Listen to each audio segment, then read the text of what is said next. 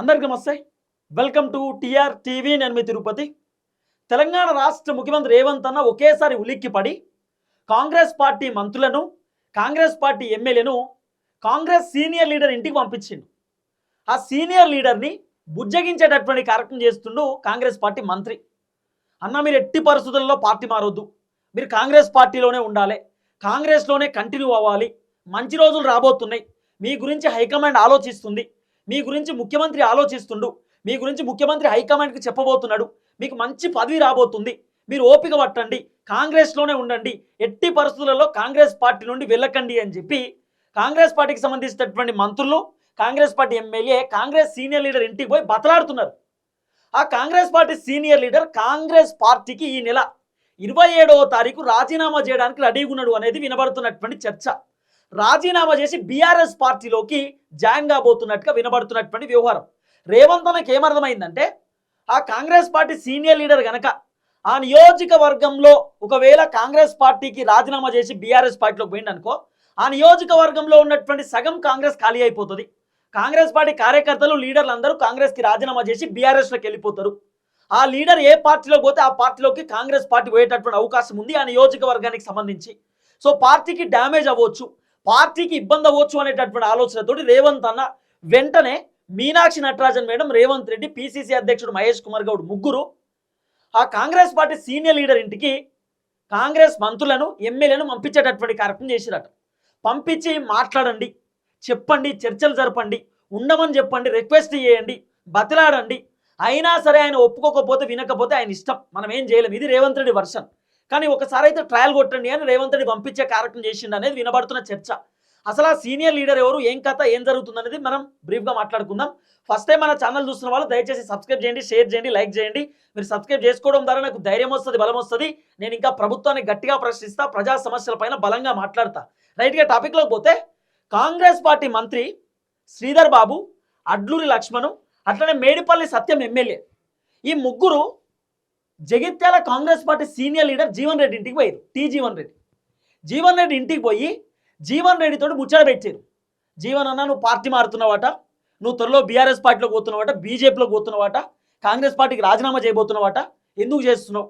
జర ఓపికతో ఉండు, నువ్వు ఇన్ని రోజులు ఫైట్ చేసినావు, కాంగ్రెస్ అధికారంలోకి రావడానికి కష్టపడ్డావు, నువ్వు పోకూడదు, నువ్వు పార్టీలోనే ఉండు, నీకు మంచి పొజిషన్ రాబోతుంది, నీకు మంచి పోస్ట్ ఇవ్వబోతున్నాడు రేవంత్ రెడ్డి, హైకమాండ్తో మాట్లాడుతున్నాడు, హైకమాండ్కి చెప్పబోతున్నాడు అని చెప్పి రకరకాల ముచ్చట్లు కాంగ్రెస్ పార్టీ మంత్రులు జీవన్ రెడ్డికి చెప్పేటటువంటి కార్యక్రమం చేసిరట. కానీ జీవన్ రెడ్డి వినడానికి రెడీ లేడు. జీవన్ రెడ్డి చాలా లైట్ తీసుకున్నాడు. శ్రీధర్ బాబును, అడ్లూరు లక్ష్మణ్ని, మేడిపల్లి సత్యంని చాలా లైట్ తీసుకొని నేనేం చేయలేనంటున్నాడు జీవన్ రెడ్డి. జీవన్ రెడ్డి వర్షన్ చాలా లాంగ్ వర్షన్ ఉన్నది. ఆల్రెడీ జీవన్ రెడ్డి కమిట్మెంట్ ఇచ్చేసిండట, బీఆర్ఎస్లో పోవడానికి జీవన్ రెడ్డి సిద్ధంగా ఉన్నాడు. జీవన్ రెడ్డి బీఆర్ఎస్ పార్టీ కండువా కప్పుకోవడానికి రెడీగా ఉన్నాడు. ఆల్రెడీ కేసీఆర్తో మాట్లాడిండు, కేటీఆర్తో కూడా మాట్లాడిండు అనేది వినబడుతున్నటువంటి చర్చ. కానీ అడ్డుకునే ప్రయత్నం చేసిండు రేవంత్ రెడ్డి, ఆపే ప్రయత్నం చేసిండు, పోవద్దు అని చెప్పి. పోతే మాత్రం జగిత్యాల కాంగ్రెస్ ఖాళీ అయిపోతుంది, జగిత్యాల కాంగ్రెస్ ఉండదు, ఇది 100%. ఒకసారి వీడియో చూడండి. జగిత్యాల కాంగ్రెస్ సీనియర్ నాయకుడు జీవన్ రెడ్డిని బుజ్జగింపుడు. జీవన్ రెడ్డితో భేటీ అయిన మంత్రి శ్రీధర్ బాబు, మంత్రి అడ్లూరి లక్ష్మణ్, చొప్పదండి ఎమ్మెల్యే మేడిపల్లి సత్యం. మంత్రుల బుజ్జగింపులో లైట్ తీసుకున్న జీవన్ రెడ్డి రాహుల్ గాంధీ ఆశయాలకు తగ్గట్లే ఈరోజు కాంగ్రెస్ పార్టీ లేదంటూ ఆయన అసహనం వ్యక్తం చేశారు. రాహుల్ గాంధీ ఆశయాలను తగ్గట్లు కాంగ్రెస్ పార్టీ లేదు అని జీవన్ రెడ్డి చెప్పిన మాట. కాంగ్రెస్ పార్టీ పైన అసహనం వ్యక్తం చేసిండు. ఇగో జీవన్ రెడ్డి, శ్రీధర్ బాబు, అడ్లూరి లక్ష్మణ్, మేడిపల్లి సత్యం ఎమ్మెల్యే వీళ్ళందరూ మాట్లాడుకునేటటువంటి కార్యక్రమం చేశారు. ఆఖరికి శ్రీధర్ అని అంటాడు, వీడియో ఆపరాదు, 2 నిమిషాలు ముచ్చట పెట్టుకుంటామని అంటే ఓపెన్గా చెప్పిరట, నువ్వు ఎటు పోవద్దన్న, పార్టీలోనే ఉండమని చెప్పి. ఆ వీడియో చూడండి ఒకసారి. ఈ వీడియో ఇప్పుడు సోషల్ మీడియాలో విపరీతంగా వైరల్ అవుతా ఉంది.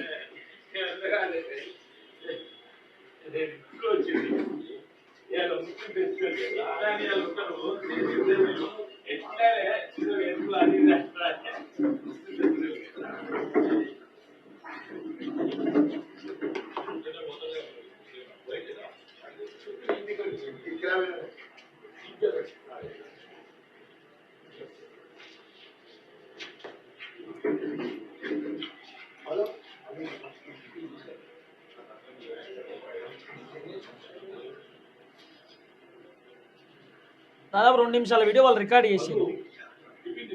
చేసి సోషల్ మీడియాలో పెట్టేటటువంటి కార్యక్రమం చేశారు. ఇక మాట్లాడిరట, చెప్పిరట, ముచ్చడి చెప్పిరట మంచిగానే. ఏమని? అన్నా నువ్వు పార్టీ మారొద్దే, నువ్వు కాంగ్రెస్ పార్టీలోనే ఉండాలి, నీ కాంగ్రెస్ పార్టీ మంచి అవకాశం ఇవ్వబోతుంది, నువ్వు కాంగ్రెస్లోనే కంటిన్యూ కావాలని చెప్పి శ్రీధర్ బాబు, అడ్లూరు లక్ష్మణ్, మేడిపల్లి సత్యము జీవన్ రెడ్డికి చెప్పారు. జీవన్ రెడ్డి వినే పరిస్థితి లేదు. జీవన్ రెడ్డి విని విని ఇవన్నీ ఓపిక బట్టే ఉన్నాడు. జీవన్ రెడ్డి వాస్తవానికి ఎందుకు బీఆర్ఎస్ పార్టీలో పోదాం అనుకుంటున్నాడు, ఎందుకు కాంగ్రెస్ పార్టీకి రాజీనామా చేద్దాం అనుకుంటున్నాడు అంటే రేవంత్ రెడ్డి పర్ఫార్మెన్స్ బాగాలేదు, రేవంత్ రెడ్డి పట్టించుకుంటలేడు. జీవన్ రెడ్డి బాధ ఒకటే, జగిత్యాలలో గెలిచినటువంటి సంజయ్ కుమార్ బీఆర్ఎస్ నుండి గెలిచిండు, బీఆర్ఎస్లో గెలిచినటువంటి ఎమ్మెల్యేని తీసుకొచ్చి కాంగ్రెస్ పార్టీలోకి ఇచ్చిండు, గట్లెట్లొత్తాడు. మళ్ళీ సంజయ్ కుమార్ బీఆర్ఎస్లో గెలిచినప్పుడు కాంగ్రెస్కి వచ్చి కాంగ్రెస్లో పెత్తనం చలాయిస్తుండు, కాంగ్రెస్ పార్టీ కార్యకర్తలను ఇబ్బంది పెడుతుండు, లీడర్లను ఇబ్బంది పెడుతుండు, చీలుస్తుండు కాంగ్రెస్ని. ఇలాంటోడు ఎందుకు మరి? ఇప్పుడు 2028 ఎన్నికలలో మరి సంజయ్ కుమార్కి టికెట్ ఇస్తారా, నాకు ఇస్తారా? మరి నేను సీనియర్ లీడర్, మాజీ మంత్రి, మాజీ ఎమ్మెల్యే, మాజీ ఎమ్మెల్సీ కూడా జీవన్ రెడ్డి, అంత సీనియర్ లీడర్. రేవంత్ రెడ్డి కూడా మంత్రి పదవిలో ఎప్పుడు లేడు, డైరెక్ట్ ముఖ్యమంత్రి అయిండు రేవంత్ అన్న, లక్కీ లాటరీలా. కానీ జీవన్ రెడ్డి మాత్రం చాలా కష్టపడ్డాడు, పాదయాత్ర చేసిండు కాంగ్రెస్ అధికారంలోకి రావడానికి. ఆఖరికి భారత్ జోడో యాత్ర రాహుల్ గాంధీతో కలిసి కూడా పాదయాత్ర చేసిండు. అంత కీలకమైనటువంటి వ్యక్తి, దాదాపు 30 సంవత్సరాల నుండి కాంగ్రెస్లో ఉన్నటువంటి వ్యక్తి, ఆయన చాలా సీనియర్ లీడర్. అలాంటి జీవన్ రెడ్డిని రకరకాలుగా ఇబ్బంది పెట్టే కార్యక్రమం చేశారు కాంగ్రెస్ పార్టీ లీడర్లు. సో జీవన్ రెడ్డి ఉండడానికి సిద్ధంగా లేడు, రెడీ లేడు, వెళ్ళిపోదామనే ఆలోచనలో ఉన్నట్టుగా వినబడుతున్న చర్చ. ఎట్లా చెప్తున్నా వెళ్ళిపోదామనే ఆలోచనలో ఉన్నట్టుగా అంటే, ఇప్పుడు వీళ్ళందరూ మాట్లాడుకురు కదా, మాట్లాడుకున్న తర్వాత జీవన్ రెడ్డిని కొంతమంది అడిగారు మీడియా వాళ్ళు, సార్ ఏం నడిచింది, ఏం మాట్లాడారు, ఏం కథ సార్ అంటే, జీవన్ రెడ్డి ఒకే ఒక మాటతోటి కొట్టి పడేస్తాడు. మీరు చూడండి ఆయన ఏం చెప్తాడు.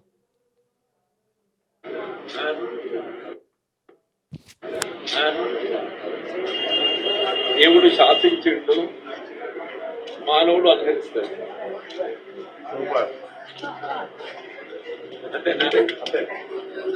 దేవుడు శాసించిండు, మానవుడు అనుసరిస్తాడు.